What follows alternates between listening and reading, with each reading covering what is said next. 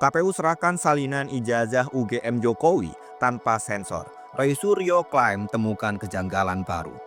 Komisi Pemilihan Umum RI menyerahkan salinan ijazah Universitas Gadjah Mada milik Presiden ke-7 Republik Indonesia Joko Widodo tanpa sensor ke publik setelah melalui proses sengketa informasi panjang di Komisi Informasi Pusat. Dokumen itu diterima oleh pengamat kebijakan publik Bonuta Silalahi selaku pemohon informasi.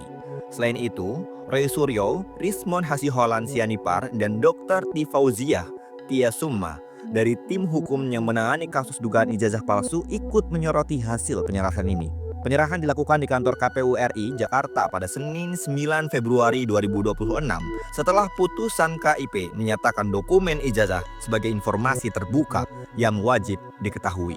Salinan tanpa sensor ini dianggap lebih lengkap karena menampilkan informasi yang sebelumnya disamarkan oleh KPU seperti nomor ijazah, NIM, tanggal lahir, tanggal legalisasi, hingga tanda tangan pejabat kampus. Hal ini dinilai penting karena berkaitan dengan dokumen persyaratan pejabat tertinggi negara.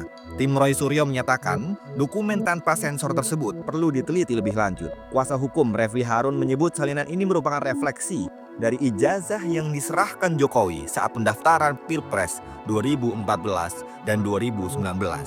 Dan berdasarkan analisisnya, bisa menimbulkan pertanyaan seputar keaslian dokumen tersebut. Mereka berencana menghadirkan Bonatua sebagai saksi ahli dalam proses hukum yang sedang berjalan di Polda Metro Jaya terkait dugaan ijazah palsu. Dokumen tanpa sensor ini kembali menarik perhatian publik karena menjadi bagian dari polemik hukum dan politik seputar validitas ijazah yang digunakan Jokowi saat mendaftar sebagai calon presiden.